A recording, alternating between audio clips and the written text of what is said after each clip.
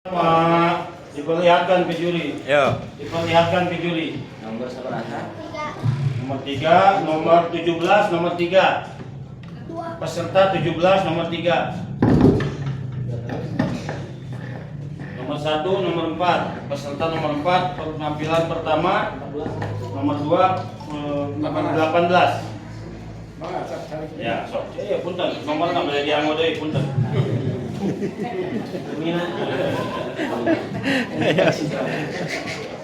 Bismillahirrahmanirrahim. Assalamualaikum warahmatullahi wabarakatuh. Alhamdulillah, bersyukur pada Allah Subhanahu wa taala. Tadi perlombaan pidato dari 15 peserta pidato, insya Allah sekarang akan difinalkan untuk merebutkan juara 1, 2, dan 3. Alhamdulillah barusan sudah dikocok untuk tampil yang pertama, yaitu nomor peserta 04. Dipersilakan untuk naik ke panggung.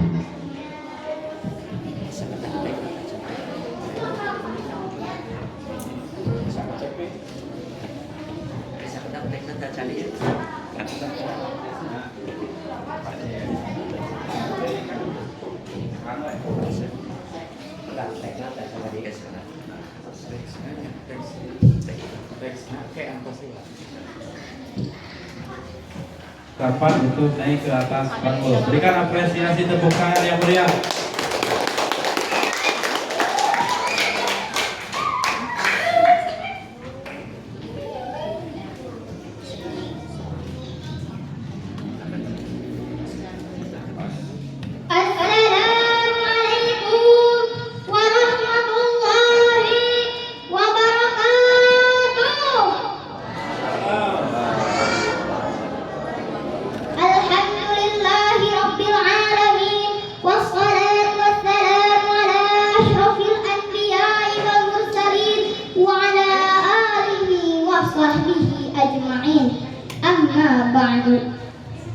Pertama-tama, marilah kita panjatkan puja kepada Yang Maha Kuasa, puji kepada Yang Maha Suci, serta syukur kepada Yang Maha Ghafur. Alhamdulillah, Allah Subhanahu wa taala telah memberikan kesempatan kepada kita untuk kembali menghiasi catatan amal dan memaknai kehidupan dalam keadaan sehat walafiat. Maka bersyukurlah, berjanjilah, insya Allah akan membuat segalanya lebih baik lagi. Amin ya rabbal alamin. Salawat dan salam semoga senantiasa tercurahkan kepada seorang tokoh, the best enforcement, pemimpin tak berbagi, direktur tak bertasi, guru tanpa sertifikasi. Beliau adalah kekasih Allah, berpangkat Rasulullah, bertitel Habibullah, putra Sayyid Abdullah dan Siti Aminah. Beliau penyelamat di zaman kegelapan menjadi terang benderang dengan cahaya iman dan Islam. Habibana wa nabiyana Muhammad sallallahu alaihi wasallam. Tidak lupa kepada keluarga beliau, sahabat beliau yang setia dalam keadaan suka dan duka demi menegakkan kalimat la ilaha illallah Muhammadur Rasulullah. Dewan juri yang saya hormati, bapak-bapak, ibu-ibu guru yang saya cintai, dan teman-teman yang saya banggakan. Pada kesempatan ini saya akan membawakan pidato dengan tema mencintai Rasulullah SAW. Hadirin, bagaimana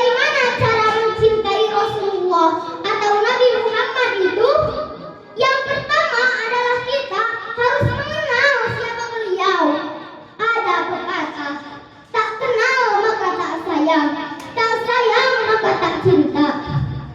Nabi Muhammad adalah nabi yang terakhir dan kita adalah umatnya.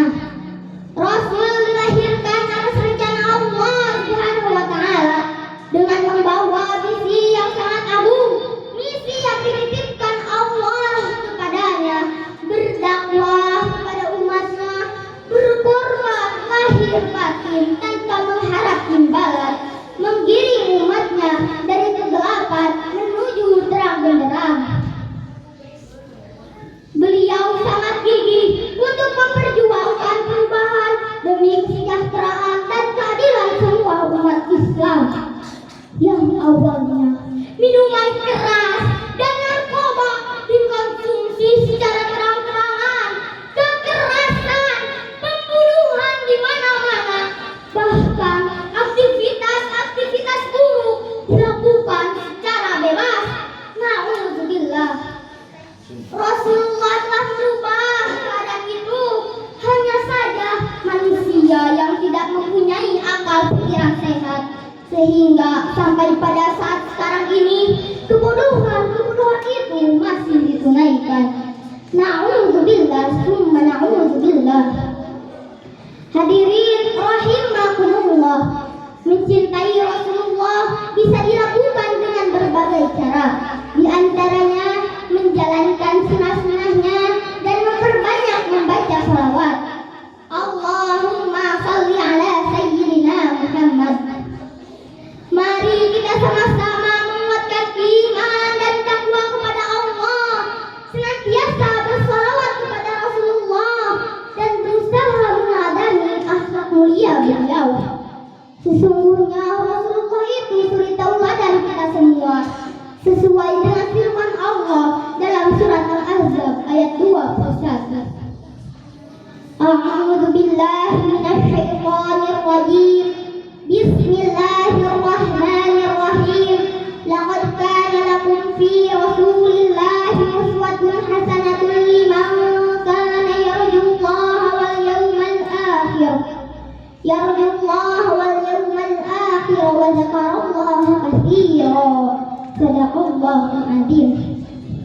Yang artinya, sungguh telah ada pada diri Rasulullah itu suri tauladan yang baik bagimu, yaitu bagi orang yang mengharap rahmat Allah dan kedatangan hari kiamat, dan yang banyak mengingat Allah Subhanahu wa taala. Dalam hadis Rasulullah yang diriwayatkan oleh Al-Baihaqi, "Innama bu'istu liutammima makarimal akhlaq." Sesungguhnya aku diutus ke dunia ini hanya untuk menyempurnakan akhlak. Hadirin, kita sebagai umat Islam di akhir zaman banyak sekali godaan-godaan dari mana-mana untuk menggoyahkan akidah kita dan merusak akhlak generasi-generasi umat Islam. Untuk itu, kita wajib meniru Rasulullah SAW, karena mempunyai akhlak yang baik adalah salah satu ciri kita mencintai Allah dan Rasulnya. Jadi untuk kesimpulannya, mencintai Rasulullah SAW merupakan satu jalan bagi kita untuk dapat meraih ridho Allah Subhanahu wa taala, yang kemudian berujung diampuninya segala dosa dan kesalahan. Mencintai Rasulullah salah satunya dengan memperbanyak membaca salawat, menjalankan sunnahnya, serta meniru akhlak mulianya. Berakhlak mulia bukan untuk kita menjadi pribadi yang lebih baik dan sukses merangkul takwa.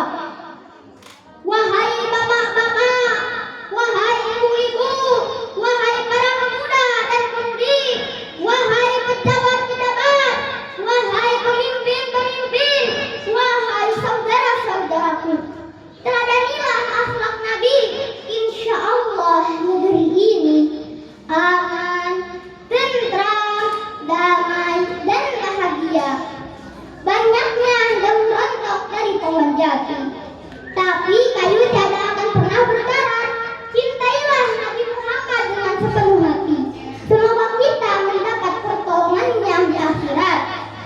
Sekian pidato dari saya, mudah-mudahan bermanfaat, khususnya bagi saya pribadi, umumnya bagi kita semua. Usikum wa nafsi bitaqwallah. Wassalamualaikum warahmatullahi wabarakatuh.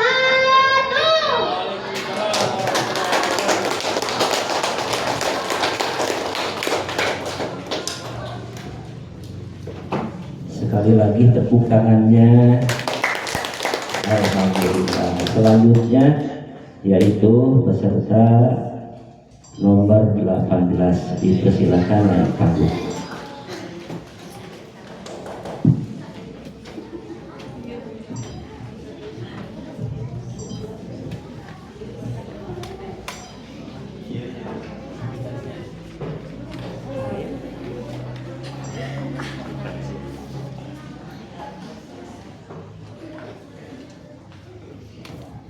Assalamualaikum warahmatullahi wabarakatuh.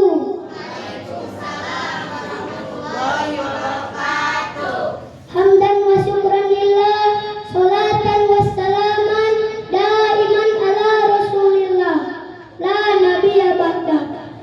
Puji beserta syukur, marilah kita sama-sama panjatkan kehadiran Allah Subhanahu wa taala yang telah memberikan kita nikmat iman, nikmat Islam, nikmat sehat walafiat, sehingga kita dapat berkumpul di tempat ini. Salawat serta salam semoga selalu tercurah kepada junjungan kita, yakni Habibana wa Nabiyana wa Maulana Muhammad sallallahu alaihi wasallam, kepada para keluarganya, sahabatnya, dan kita selaku umatnya, semoga di yaumil kiamah nanti mendapatkan syafaatnya. Amin ya rabbal alamin. Pertama-tama yang saya hormati Ibu Bapak Dewan Juri serta Ibu Bapak Guru Pembimbing, juga teman-teman yang saya cintai. Berdirinya saya di sini akan menyampaikan pidato yang berjudul Etika di Media Sosial. Hadirin yang dirahmati Allah, kita sedang memasuki era globalisasi, era di mana segala sesuatu terhubung melalui teknologi informasi dan kecanggihannya. Salah satunya media sosial. Tak dipungkiri, saat ini media sosial menjadi hal yang tidak asing dalam kehidupan sehari-hari. Bahkan untuk kaum milenial, Facebook, TikTok, Instagram itu sudah menjadi bagian pokok dalam kehidupan mereka. Hadirin sekalian, sejatinya media sosial memiliki banyak manfaat positif, seperti dapat dijadikan alat berbisnis, menjalin silaturahmi, mencari lowongan pekerjaan, dan sebagainya. Terlebih lagi ketika masa pandemi 4 tahun silam, media sosial menjadi sangat digandrungi karena menjadi sarana untuk proses belajar dan bekerja tanpa bertatap muka. Bahkan media sosial dapat dijadikan wadah untuk menyebarkan dakwah Islam. Namun fenomena ini juga seringkali menimbulkan banyak persoalan, seperti timbulnya fitnah, perpecahan, bahkan menjurus pada tindakan kriminal. Hadirin sekalian, kita sebagai muslim perlu memperhatikan penggunaan media sosial yang sesuai dengan ajaran Islam. Sebab Islam adalah agama yang menuntut dalam segala aspek kehidupan, selalu mengutamakan berbuat baik, termasuk memiliki batasan bagi umatnya dalam bermedia sosial secara bijak dan tetap mempertahankan etika serta moral. Pertama, tidak boleh melakukan provokasi, ujaran kebencian, apalagi fitnah. Allah Subhanahu wa taala berfirman dalam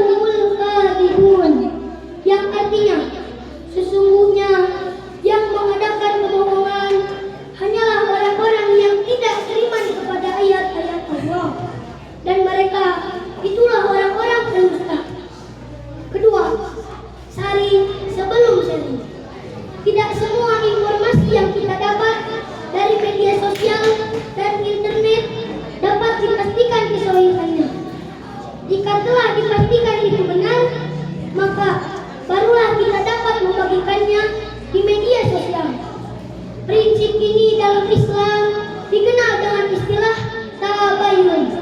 Allah Subhanahu wa taala berfirman dalam Quran surat Al-Hujurat ayat 6. A'udzu billahi minasyaitonir rajim. Bismillahirrahmanirrahim. Ya ayyuhalladzina amanu idza ja'akum fasiqun binaba'in fatabayyanu an tusibu qauman bijahalatin fatusbihu ala ma fa'altum nadimin. Yang artinya, hai orang-orang beriman, jika datang kepadamu orang fasik membawa suatu berita, maka periksalah dengan teliti agar kamu tidak menimpakan musibah pada suatu kaum tanpa mengetahui keadaannya, yang menyebabkan kamu menyesal atas perbuatanmu itu. Ketiga, menghargai sesama. Pro dan kontra atas sesuatu itu pasti ada dan merupakan hal yang wajar. Perbedaan sikap dan pandangan membuat kita perlu mengedepankan sikap saling menghargai. Jangan sampai komentar atau postingan kita mengandung unsur kezaliman. Sebab di dunia nyata atau maya, perbuatan kita senantiasa dipantau oleh Allah dan dicatat oleh malaikat. Sebagaimana firman Allah, "Ma yalfidu", tidak ada suatu kata min qaulin yang diucapkan illa ladaihi, melainkan di sisinya raqibun atid, malaikat pengawas yang selalu siap mencatat. Hadirin yang dirahmati Allah, demikian Islam memandu kita dalam kehidupan ini. Mari kita gunakan media sosial sebagai sarana berdakwah, menyebar kebaikan, mempererat tali persaudaraan, bukan sebaliknya. Ingat, jempolmu harimaumu. Semoga kita senantiasa mendapat petunjuk dari Allah agar kehidupan ini dapat kita jalankan sesuai pedomannya. Maka sampailah saya di akhir pidato ini, mudah-mudahan ibu bapak dan teman-teman sekalian mendapat manfaat dari apa yang saya sampaikan, terkhusus pada diri saya pribadi. Mohon maaf atas segala kehilafan dan perbuatan, karena sesungguhnya kesempurnaan hanya milik Allah. Aqulu qouli hadza wa astaghfirullah li wa lakum wa billahi taufiq wal hidayah. Wassalamualaikum warahmatullahi wabarakatuh.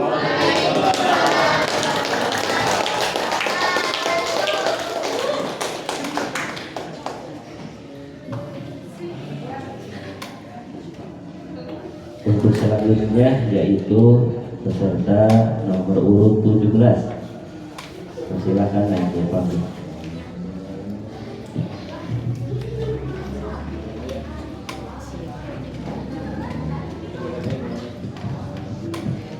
Nenek-nenek menanam tomat di depan rumah Pak Camat. Kalau mengaku umat Nabi Muhammad, jawab salam saya dengan penuh semangat. Assalamualaikum warahmatullahi wabarakatuh. Waalaikumsalam warahmatullahi wabarakatuh. Daun salam, daun saga, yang menjawab salam masuk surga. Alhamdulillah. Bismillah, alhamdulillah, hamdan wa syukran lillah, salatan wa salam